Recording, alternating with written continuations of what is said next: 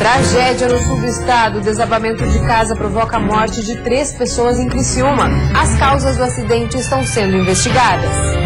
A greve do Judiciário Catarinense, reunião hoje à tarde, tentou mais uma vez por fim a paralisação que completa um mês O governo autoriza o início de operações policiais no sul do estado para tentar conter a criminalidade. Somente na região de Criciúma já foram mais de 20 homicídios desde o início do ano. A estatística fez o município saltar para o primeiro lugar no ranking das cidades mais violentas. A dengue em Santa Catarina cresce o número de casos da doença e a maioria foi contraída dentro do estado. E ainda no tapetão, TJD tira 4 pontos do Joinville, que vai entrar com recurso para garantir o título. E as informações dos catarinenses que jogam hoje à noite pela Copa do Brasil. Destaque para o clássico entre Avaí e Figueirense na ressacada. O Banho Cidade desta quarta-feira já está no ar.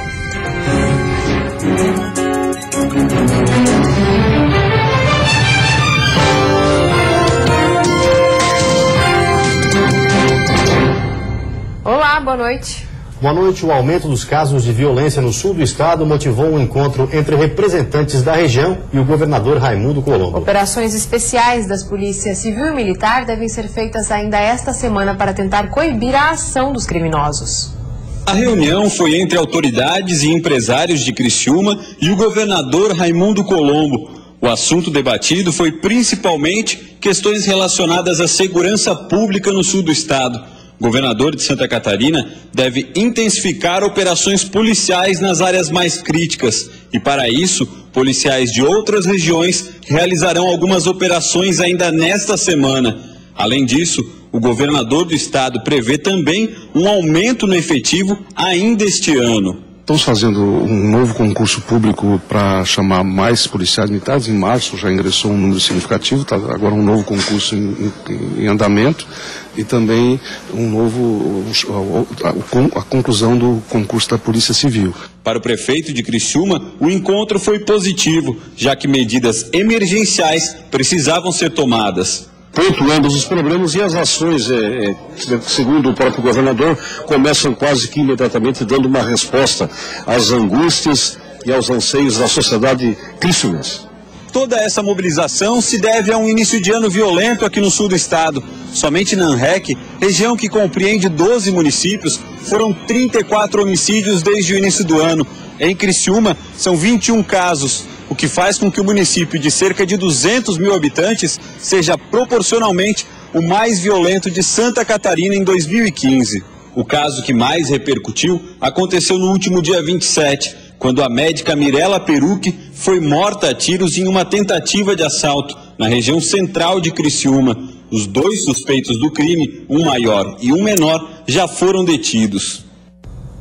E agentes federais de todo o país realizaram hoje um ato público. O protesto é contra uma proposta de emenda constitucional que pode ser aprovada pela Câmara dos Deputados. Com cartazes e banners, cerca de 20 policiais federais se reuniram na capital na manhã de hoje. O objetivo foi protestar contra a proposta de emenda constitucional 412. A PEC, que tramita na Câmara dos Deputados, prevê autonomia funcional, administrativa e financeira apenas a delegados da Polícia Federal. Em um ato simbólico, os agentes queimaram papéis relacionados à emenda. Conforme o Sindicato dos Policiais Federais de Santa Catarina, se a chamada PEC da autonomia for aprovada, ela pode conceder ao gestor da instituição poderes para gerir verbas e para fazer qualquer modificação administrativa sem que isso passe pela análise do Congresso Nacional. Essa PEC, ela vem de encontro a todos os anseios sociais e de controle externo da polícia. Como, por exemplo, vai ter autonomia financeira, autonomia para contratar e extinguir cargos, criar cargos, vai ter autonomia de investigar, sem nenhum controle externo e sem nenhum controle da instituição que lhes nomeia. A Federação Nacional dos Policiais Federais lançou um informativo onde explica os motivos da contrariedade à medida. Segundo o órgão, a PEC exclui cerca de 85% dos servidores da Polícia Federal, já que contempla apenas interesses dos delegados. Os efeitos da aprovação desta emenda poderiam ser sentidos pela sociedade a curto prazo. Nenhuma polícia do mundo se encontra esse poder, nem no FBI. Nem na época da ditadura a polícia no Brasil teve tanto poder como essa PEC está querendo oferir a um grupo pequeno da Polícia Federal, que é menos de 15%, que são os gestores, que são os delegados da Polícia Federal. Os agentes, escrivães, papiloscopistas e peritos são totalmente radicalmente contra essa propositura dessa PEC. O objetivo dos sindicatos com este ato nacional é fazer com que o assunto seja discutido e entendido pela sociedade. O Ministério Público Federal também já se manifestou. Em nota, o órgão sugeriu ao Congresso que rejeite a PEC 412. O documento diz ainda que a proposta representa uma ameaça ao Estado democrático de direito. Tragédia no sul do estado. O desabamento de uma casa na madrugada de hoje provocou a morte de 3 pessoas em Criciúma. Esta era a casa antes do desabamento e isso foi o que restou da estrutura, apenas uma montanha de escombros. Na residência estavam 5 pessoas da mesma família e 3 acabaram morrendo. O casal Daiane Osório, de 37 anos, e Adriano Bento Souza, de 41. Além da mãe de Adriano, Valdete Bento Souza, de 66 anos. O marido de Valdete, de 70 anos, e o filho de Daiane, um adolescente de 15 anos, tiveram ferimentos leves e foram encaminhados a um hospital da região. Está isolada a área para que possa chegar o técnico, o engenheiro civil do IGP, e ele faça essa avaliação para nós e, posterior a isso, autorizar a retirada do entulho. Aí sim nós vamos estar entrando como a Defesa Civil para tirar o material junto com a Secretaria de Obras e localizar alguns pertences da família. O velório das 3 pessoas mortas no desabamento ocorreu durante a tarde. Os 2 sobreviventes já foram liberados. Wilson cresceu junto com Adriano, uma das vítimas. Ele foi um dos primeiros a chegar ao local do desabamento e a ajudar na retirada do corpo do amigo. Lamentável, experiência muito triste. Não quero esquecer os momentos vividos e tudo que a gente enxergou ali durante essa madrugada, toda essa operação de resgate. E a seguir, alerta na saúde: mais de 90% dos casos de dengue foram contraídos dentro do estado e a maioria em Itajaí. E ainda crescem as exportações de carne de frango e Santa Catarina é destaque no setor.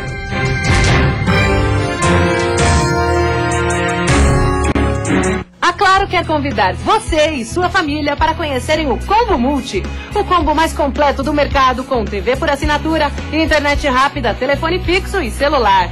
Tudo em uma só conta e em um só atendimento, proporcionando mais facilidade no seu dia a dia. O Combo Multi é a solução completa para atender suas necessidades com muito mais conforto e economia.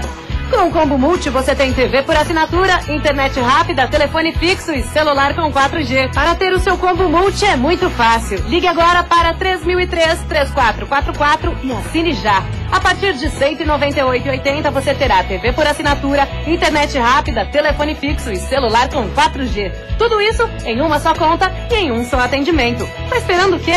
E ainda traga o seu número de celular para o combo e ganhe um smartphone grátis a partir do Multi 100. Ligue agora para 3003-3444 e peça o seu Combo Multi.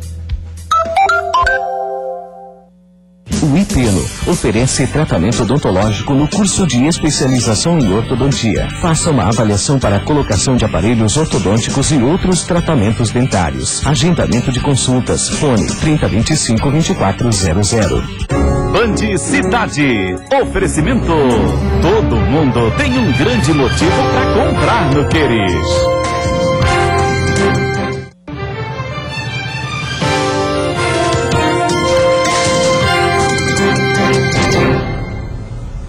A Diretoria de Vigilância Epidemiológica atualizou os dados sobre a dengue em Santa Catarina. O que chama a atenção é que mais de 90% dos casos foram contraídos dentro do estado. 1.634 pessoas foram diagnosticadas com dengue em Santa Catarina, número que só aumenta. O último relatório da Diretoria de Vigilância Epidemiológica do Estado revelou que 90% dos pacientes diagnosticados contraíram a dengue dentro do território catarinense. Os casos autóctones, como são chamados, passam de 1.400. Nós não podemos baixar a guarda, continuamos em alerta vermelha, porque os focos têm aumentado. A situação mais preocupante é em Itajaí, que vive uma epidemia. Se o número de casos de dengue impressiona, o de focos é ainda mais assustador. Já são mais de 4.400 confirmados. Pelo menos 17 municípios catarinenses são considerados infestados pelo mosquito transmissor. Antes a preocupação era só com os meses mais quentes, agora não tem mais período certo. Outubro de um ano para março do outro ano. Era um período de 5, 6 meses. Agora não, agora é 12 meses, o controle continua. Em Joinville, 2 novos focos foram encontrados no terminal rodoviário. Uma nova área teve que ser mapeada para a atuação dos agentes que trabalham no combate à dengue. A preocupação maior é que no raio delimitado está o cemitério municipal, que tem mais de 7.000 túmulos. Alguma parte da população está mesmo ainda desleixada, não cuidou, não eliminou água do cachorro, água do gato, vasinhos de planta e assim por diante. Então, por isso que ainda nós continuamos com tantos focos positivos. E ainda com relação à dengue, o município que continua preocupando é Itajaí, que concentra mais de 87% dos casos de Santa Catarina. Hoje, a Secretaria de Obras começou a limpeza dos terrenos e os proprietários já estão sendo multados. A lei municipal entrou em vigor em março e seguiu como mais uma aliada ao combate à dengue em Itajaí. Desde então, 24 proprietários de imóveis foram multados, além de terem que pagar a multa, que varia de R$ 137 a R$ 2.749. Os responsáveis por esses imóveis terão que arcar com os custos da limpeza do terreno. Isso vale para residências e comércios que estiverem com criadouros do mosquito transmissor da dengue. O trabalho começou a ser executado hoje pela Prefeitura.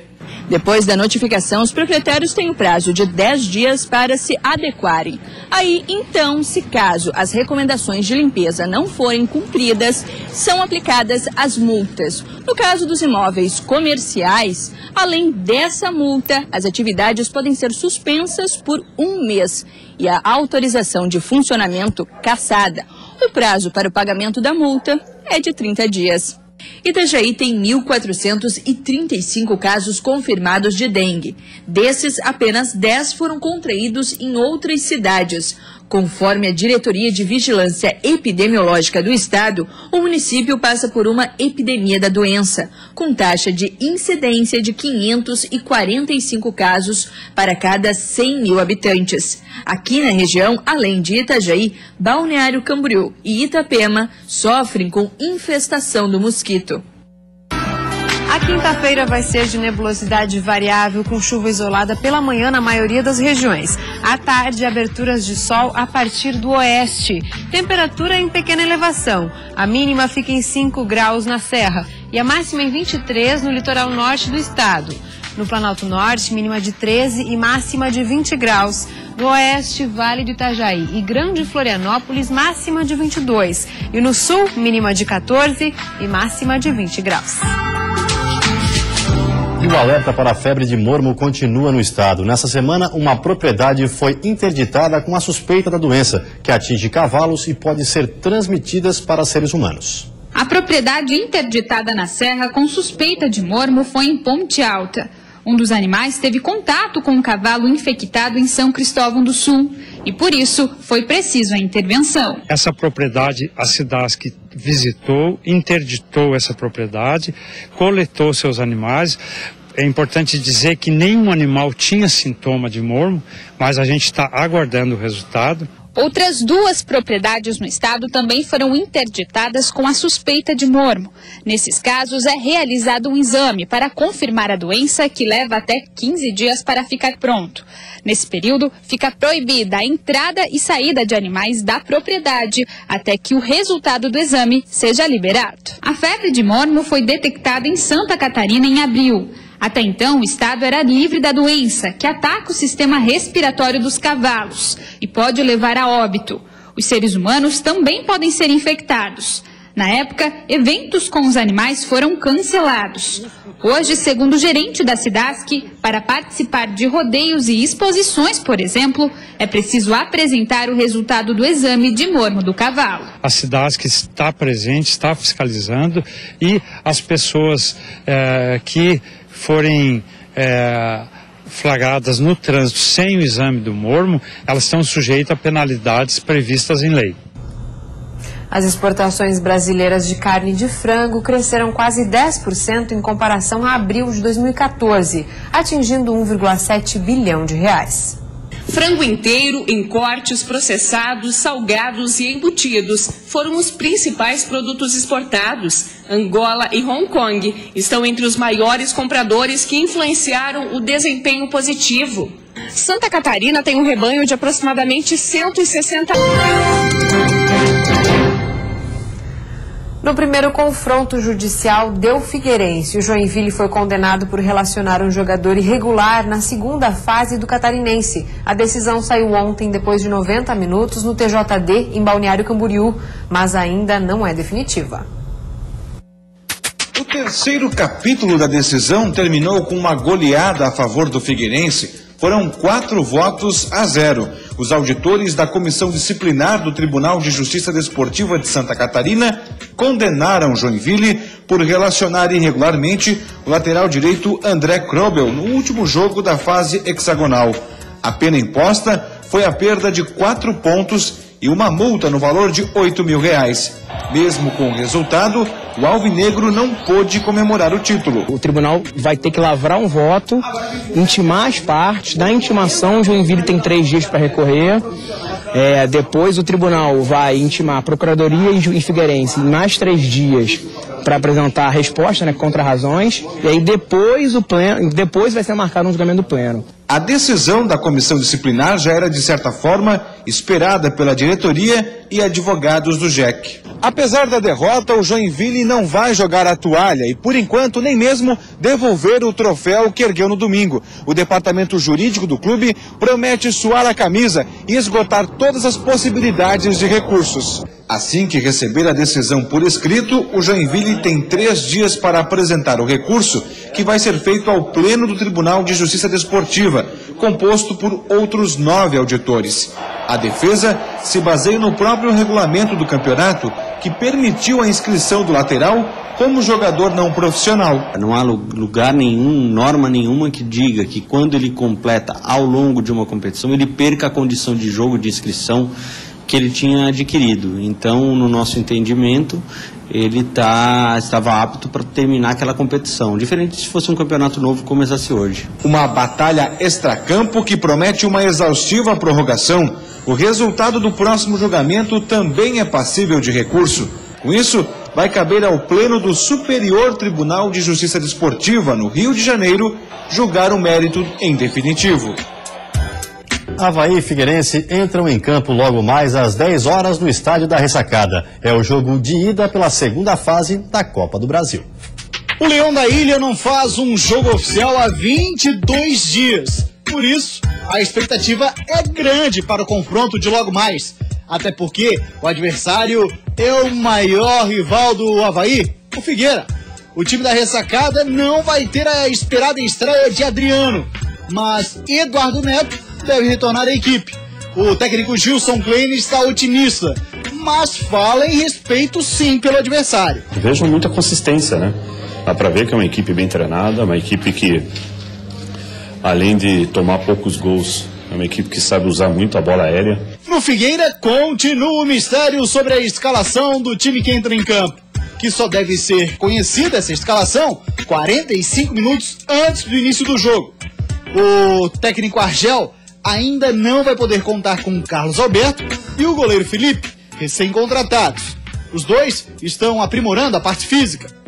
Mas o comandante alvinegro garante uma coisa: a equipe vai ser bastante ofensiva. A melhor defesa é o ataque. E a gente vai procurar sim, buscar o gol, é isso que a gente vai fazer. A Chapecoense também entra em campo pela Copa do Brasil às 10 da noite. O jogo será na Arena Condá e é contra o Sport Recife. A renda da partida vai ser destinada às pessoas que foram atingidas pelo tornado em Xanxerê e Ponte Serrada.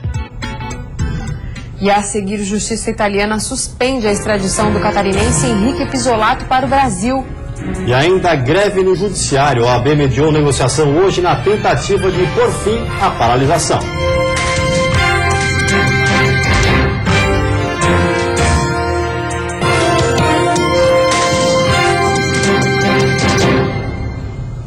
A justiça italiana suspendeu a extradição do catarinense Henrique Pisolato para o Brasil. Ele foi condenado no mensalão e fugiu para a Itália em 2013.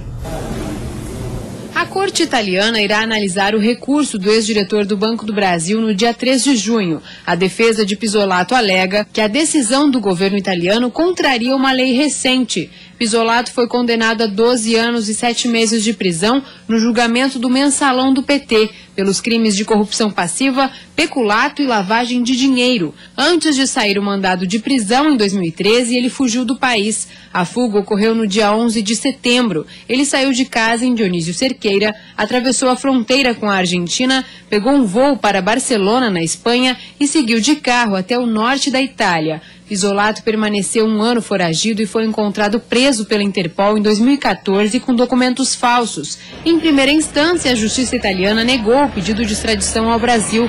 Após recurso, a Corte de Cassação de Roma autorizou a extradição em fevereiro deste ano. Seria a primeira vez que a Itália extraditaria um cidadão italiano para o Brasil, mas com a reviravolta no caso, a decisão foi adiada. Fim do prazo para regularização. Mais de 53 mil eleitores catarinenses tiveram os títulos cancelados nesta semana.